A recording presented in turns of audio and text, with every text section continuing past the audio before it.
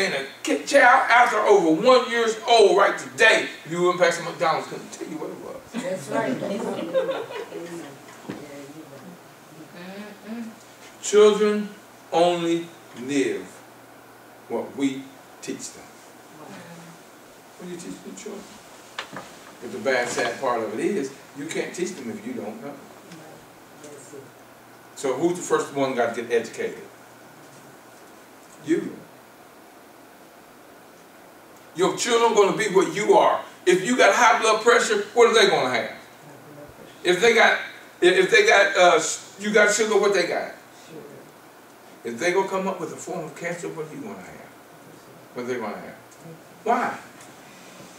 High blood pressure, sugar diabetes, all of that stuff is a lie. They tell you it's hereditary. It is not hereditary. Amen. The only thing that's hereditary is diet. If you feed it to yourself, then that's like you saying, like both of us go sit down and both will eat some arsenal. Are both of us going to die? Yes. But why?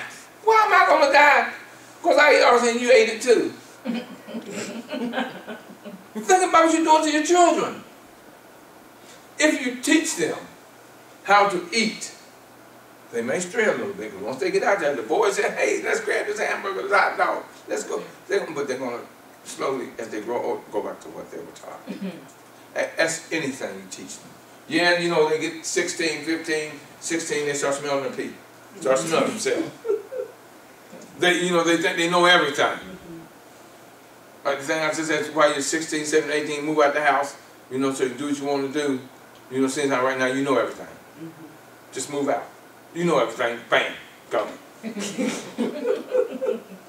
Or the story is where this 16-year-old says, you know, told his buddies, I got the dumbest parents in the world. They just as dumb, don't know nothing.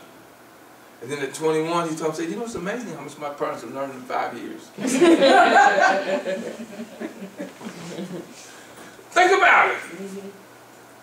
See, and there's another thing I do, in truth, it's a shame that our children got to grow up to be us. I see this little girl going to get on the elementary school bus every morning. She walks out of the house with a Pepsi and a sweet roll. Wow. Every morning. Ooh. A Pepsi and a sweet roll. I decided, and I'm waiting, I want to see her mama. But me and her mama will have a talk. All she can do is tell me to go to hell or just listen.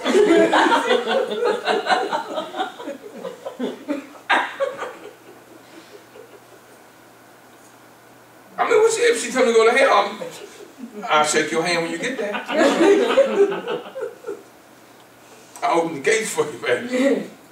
Or just listen so you can learn what you're doing to your child who's in elementary school already. Because she's obese already. I bet you that girl weighs a good 120, 130 pounds. She's in my elementary school. I bet you she weighs that. Makes no sense. That's why I say, you see these kids that are obese, I don't blame the children. Whose fault is it? How much food do they buy? Do they cook? It's the parents' fault. That's why I say you should go get the parents. You can't blame that child for being that way. I got a neighborhood where they got 4 or 5 buses coming in my neighborhood to pick the kids up every morning. How many kids are in my neighborhood? You never ever see them outside. Never. Where the hell are they? What are you doing? Whose fault is it? Parents are not saying, get your butt outside. I'll make my kids go outside. My grandson, when he grew up, if daylight comes, he's ready to go outside and play. I would never tell him no. He'd go out and climb the trees. Fine, just remember when you fall, just don't fall on your head, fall on everything else. Take your head. You know, because you're going to need it. You break an arm or a leg, we can heal that. And all the kids used to come in front of my house and climb this tree. I didn't care. It wasn't on my property, it was on county property. But I would never tell them to get out of that tree. And that tree was the healthiest tree in the community. Because the love that those kids had nourished that tree. I look at my backyard, I have 10, 15 kids in my backyard. We had a swing set and a little water swim. And the kids would always come to my backyard, but at least one thing, you know why I let them play back there? I knew where they were and what they were doing. And they knew, Mr. Murray don't play that, y'all better. And they knew. So what is that doing for them in the long run? I gave a lot of kids their first job when they were 14, 15 years old. I used to go to New York, get bicycles and tricycles. Come back with a whole truckload of bicycles and tricycles. 100 pieces of bicycles need to be put together. You want a job? $3 a tricycle. Well, they can put one together in about 5 to 10 minutes. They would get a check for $100, so that's a lot of money to a kid. Yes.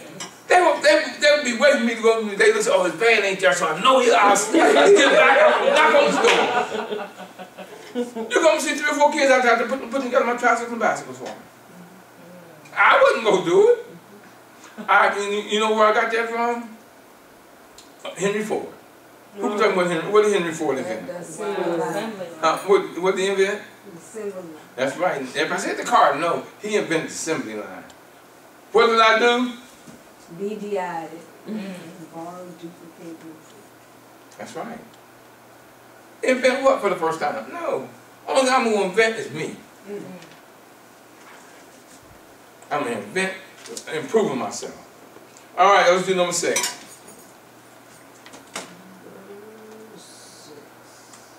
Still learning to live on less than you earn. Do you review your successes and your failures of your business? What's the question? What y'all put? I put, do you review the successes and your failures of your business so that you can profit later? But you're older than you I think you are. Live on less than you earn. Keep, grow your money, review success and failure. That's what I put. Live on less than you earn. Review your future, your failure and successes. You know that failure and success are the opposite sides of the same coin. Heads, tails. When you flip it, you don't know whether it's going to come heads or tails. When you have a business or your life and you do something, it's a coin. Is it going to come up success or failure? It doesn't matter whether it's success or failure. The one that's going to give you a lesson is which one?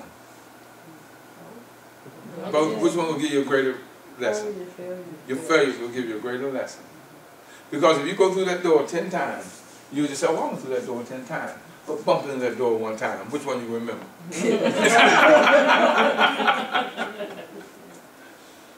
So your failures are just your roadmaps to your successes.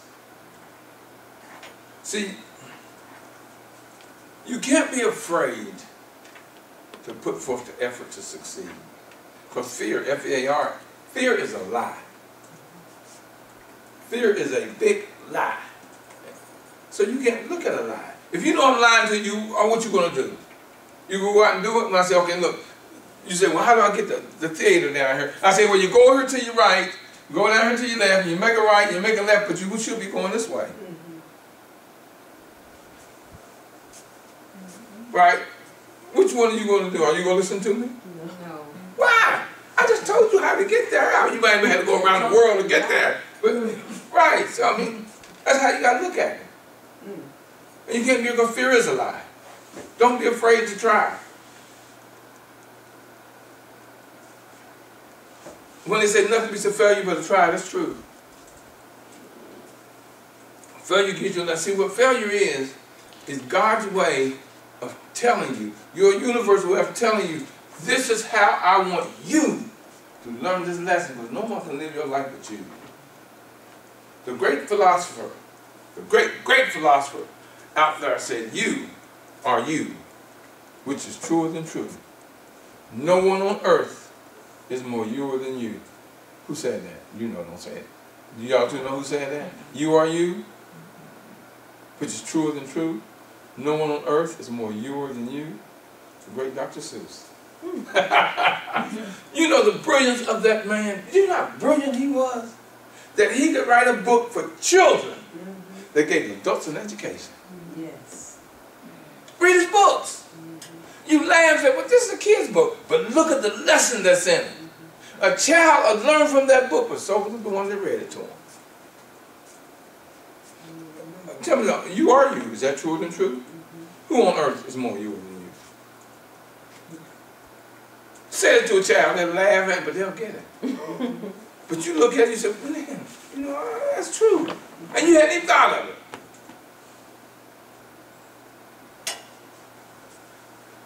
So your success, like I said, success and failure are the same, are the opposite sides of the same coin. But trust me, you cannot cross that bridge of success if you haven't went the avenue of failure. Because if you succeeded at everything you want to do, you give up life because it wouldn't be a challenge. See, life is a challenge. And you love it. Because you wake up every morning and say, I got to go do this. And the challenge is you getting there. When you get there, there's another challenge. Because why did you go there? I want you to go to work. Now, there's a challenge. You got to do your job. And it was a challenge that you do your job. And then after you do your job, you say, oh, now I got to go home. What's the challenge? You got to get home. Except on Fridays, you can glad to go to work. Because then what happened? Bam! Payday, baby. And for most of us, it's not a payday. It's a po day. Because we live from paycheck to paycheck to paycheck. We just po before we got the paycheck, and we just po after we get it. So it's not a payday. It's a paycheck. It's a po check. Because you're still po. P-O. You can't be P-O-O-R. You just pay P-O. Am I making you think? Yes. All right, y'all, I'm having fun too. Don't pay me no mind, y'all. Sometimes I feel like a nut. Sometimes I am one. All right, y'all. Number 7. Make your treasure work for you. How do you make your money work for you? Okay. Next. Yeah, that's how do you make your money work for you? Okay. Okay, I put learn to make your money work and multiply for you. Not just work for you, multiply. It's got to multiply. Because if it just works for you and don't multiply, you can stay at the same level that you are. You want it to multiply. You want to be just like baby kids. They don't die, they just multiply. You know, that's good, that right there, because I've heard people always say make your money work for you, but that part of and multiply for you is a piece that's missing. Because I haven't heard a lot of people say and multiply, but I've heard all the time people saying, you know, make your money work for you. Just make your money work for you. That's what you want to do. Just make it. But then in multiply for you is what we really are looking for. That's your growth. That's you getting old. That's you getting wise. You getting smarter, and you getting richer. So you're going to multiply. You can take some of it. Never, ever, ever take all of it and put it in one investment. You never put all your eggs in one basket. You can take some and say, okay, now I want to invest in the gold. I want to invest in the silver. I want to invest in this company. That's okay. But don't say, I'm going to take all my money and put in this. And then if that company goes, where are you at? Right back where he was when he said, you went to the other guy to get you diamonds and jewels when he wasn't a jeweler. So you got to think about what you do. But you never ever invest all your money in one location. You never ever go broke in investments. You never put them in one place. All right, number 8.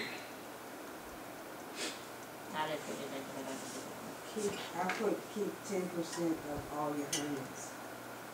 I can have this. What'd you put there? See, I don't know how y'all do that on them things. I've been seeing y'all saying, I got this, and I don't see it. But I said, you working. Well, if I was 18 like you, I would too. I think this is where, I guess this was it. I put when you pay yourself first, it's not for you to, oh, nope, I didn't have it. All I put was make wise investments. And that's just what I just said. Okay. Make wise investments. What y'all think of that story, that book? It's a book worth reading. You know, it's good 3 or 4 hour read. Now I'm going to ask you another question. How many of you read? Now here's a very important question to that. What are you reading? It's not that you read, it's what you read. Oh, I love these romance novels. I love these murder mysteries. Then all you're going to do is want to learn how to be a player or either a murderer. But hey, you know what I'm saying? So you got to learn from what you read. I spend hours on YouTube. As you can tell, I spend hours on YouTube listening and learning. There's a book out there right now that's 10 hours long I'm going to listen to. I think it's 10 hours. I'm going to listen to it. What is it? Napoleon, My Conversation with God or something. Oh, Outwitting the Devil Oh, by okay. Napoleon Hill. Outwitting the Devil. And see, and then now, y'all heard him call the guy who was rich alchemist? Y'all know what that is? No. I'm not even going to tell you. I'm going to make you go find out. There's a book out there on YouTube. Oh. It's 4 hours long, but how long it take to read it, baby? Less than a day. About a day. But if you listen to it on YouTube, it's called The Alchemist. Okay. ALCHEMIST. I just did a session on the book The Alchemist by Pueblo Coelho. Listen to his version. Because you got a lot of on there that read it, but his version is very long. And it's 4 hours something long. You can almost read the book in a little longer than that. The book ain't no... Oh, I got it with me. Oh, I think I got it with me. Oh, no I don't. It's in the car. That book and this book I take everywhere I go. I don't go nowhere without this book. When I want something to read, I read that book. Okay. Wow. And guess what? It's on YouTube and it's 58 minutes long. As a man thinketh. I mean, I don't have time to read a lot of times. And anyway, it would take me more than an hour to read this. 2 hours to read this. I'm not the fastest reader in the world. I think I listen to it more on the audio book. So now, let me ask you a question. What radio station y'all like to listen to?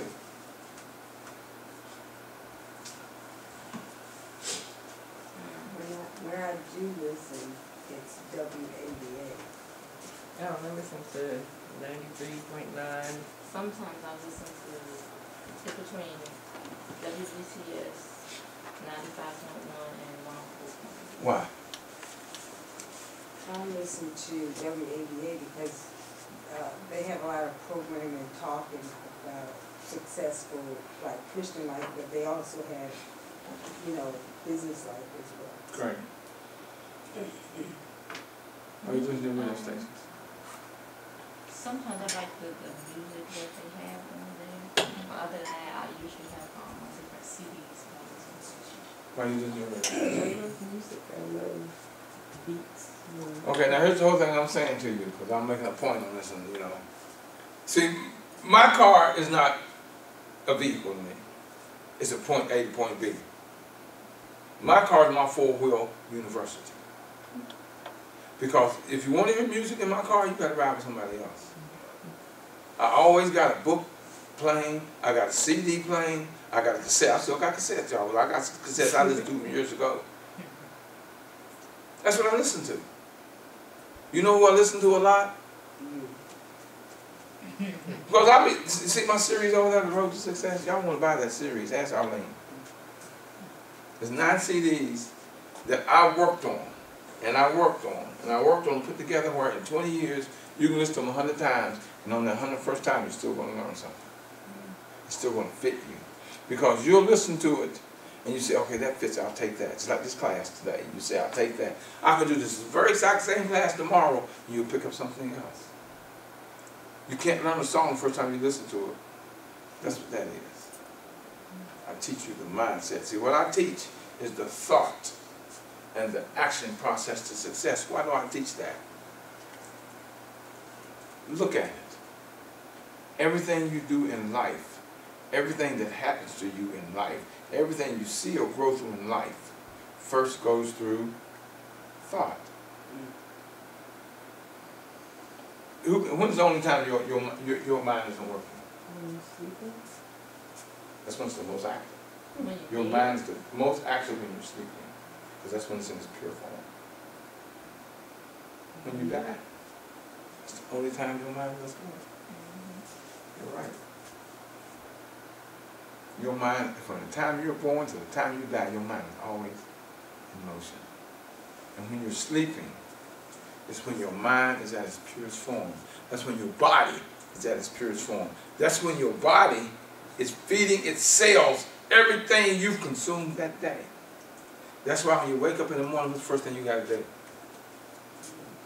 You got to go to the bathroom to eliminate. Because your body's taking all the nourishment out of what you ate and is eliminating the rest. That's why what you eat is very important. Now you see why it's important what you put in your system? Now, I'm going to tell you something else. Remember, I just told you that your mind is at its most pure form when you're sleeping. And all of us do this. All of us wake up at 3 or 4 o'clock in the morning.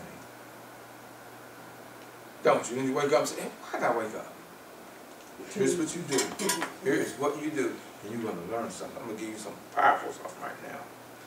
That is when your mind is at its purest, most brilliant form. It is waking you up to tell you something. Listen to it. I keep a pad beside my bed and a little light. So if I wake up, I'll grab my pad. My mind is, my universe is telling me something. Because you say, then you go to sleep, wake up, say, dang, what did I think about when I woke? You won't remember. But if you wake up, write it down, because it is the most purest time. It is a solution or a movement of brilliance in your life. That's why you woke up. That's your summer breeze. I call morning breeze. That's when your brilliance is giving you something. Take advantage of it. That's why when you go back to sleep, you can't remember what it was when you wake back up. Take that moment. Take that moment. And that brilliance that your universe, your God. You know what the most powerful muscle is? What's the most powerful muscle in your body? Your legs, your arms, your wrists, your thighs, your biceps. What's the strongest muscle in your body? Most powerful muscle in your body. You can run. Huh? Your brain? Your brain. There isn't a computer out there that can compete with your brain. There isn't one that can compete with your brain. Now, you heard me speak, right? How long does it take for you to hear what I say? Instantaneously, isn't it? Yeah. Your brain is moving 930,000 times faster than sound. Now, if you think about what I just said, 930,000 times faster, I'm going to tell you, you say, well, that's impossible. Does it sound impossible? I'm going to tell you why. I'm going to break it down so you can understand how powerful your brain is. You heard what I just said, didn't you? Did you understand what I said? I said letters, words, syllables, sentences. And instantly you knew what I said. But you also see that I got on gold, black. I'm standing here in front of you talking. Your brain is doing all of that at one time. And other things, you see everything that's around you and breaking it down to you in that nanosecond, all at the same time. So your brain is moving 930,000 times faster than sound. That's fact. Just think if you could move that fast. If I could move that fast, I'd be in my home planet in about 5 seconds. But I'm not from Earth, y'all. I'm an alien. Y'all just think y'all see me. So understand the power of your brain and use it for your benefit. That's the reason they tell you, and you hear it, I'm telling you. You have an average, a minimum of 54,000 thoughts a day. A minimum of 54,000 thoughts a day. If your thoughts are positive thoughts, what's going to happen to you? If they're positive, what's going to happen to you? Your life is going to be positive. Because everything you see, you're going to look at and say, wow, okay. You got a flat tire, you don't kick the car because it hurts. You ain't hurt that car, but you hurt you. If you look at and say, wow, you know, I got a flat tire, now I got to go out and change that tire. Now I got to do this for the day. Let's look at and laugh at it. It's got to be done. Getting angry at it, what does that do? That's just what it does. Look at it and laugh. Say, damn, now I got to go change this tire. Okay, car, here we go. I walk out, pick it up, take the tire off, put it back on, sit it back down. I'm built like that. But you got to laugh at everything, because remember I told you, everything you go through It's preparing you for tomorrow. I had no idea back then, 20, 30 years ago, 40 years ago, what I was reading. I would be standing in front of you teaching it to you and teaching the country and getting paid like I'm getting paid. You couldn't convince me of that. But look at me. So my yesterday got me where I am today. And I look at life as a positive everything. Because it's bad that happened to me don't mean it's bad for me. Because that's where your lesson are learned. Because on the other side of that coin is the success.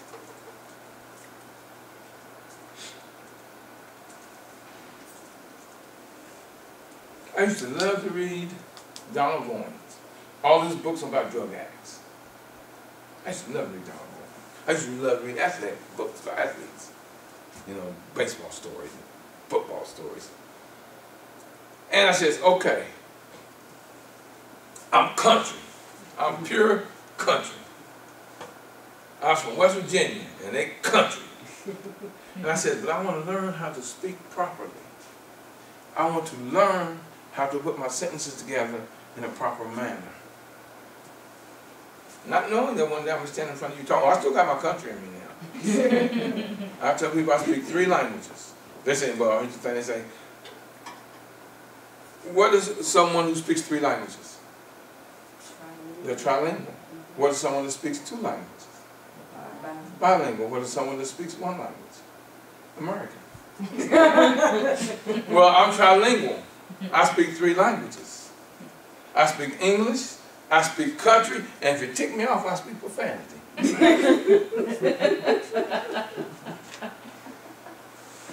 But I want to learn how to speak. And learning and reading gives you that. Now my son, who is 28 now, and went to private school, did very well in college, did well in the private school, in private school, and everything.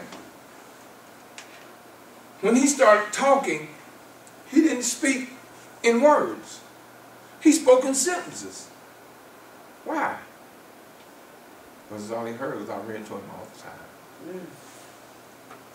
I didn't say, wah wah. Son, this is water. What is it? Dad, that's water. You know what I mean? So that's what you got to do. That's what you got to do to you. Read. It teaches you a language. It gives you a vocabulary. And it teaches you how to put it in a way that you can teach it. If you got trouble with something, you're having trouble learning something, teach it. You want to learn it, teach it. That's why I enjoy so much speaking about business. Because what does that make me do?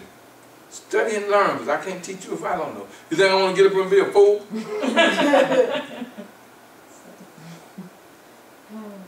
But you know, if you notice, I talk to you and I speak to you in a common sense kind of way. I'm trying to put it where you can understand it. I'm not going to try to talk to you one time. I don't want to talk over you.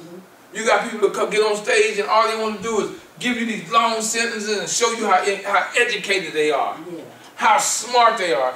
Man, the hell with your brilliance. Give me your expertise. You keep your brilliance. All I want is your expertise.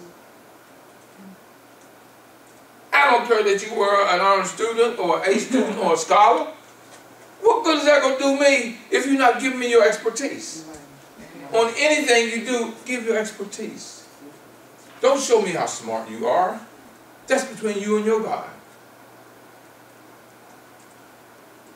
See, people don't pay you for what you know.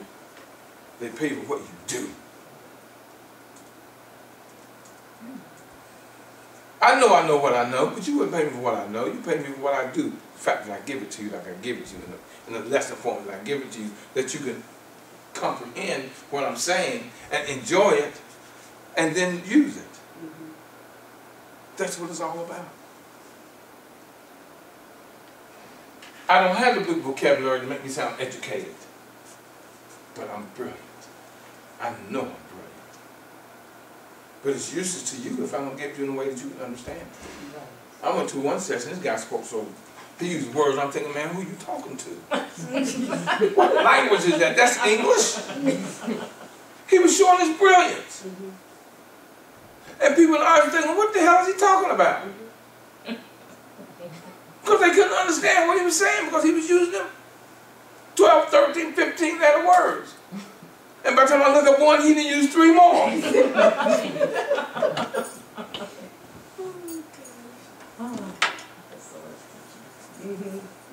So you got to learn how to communicate.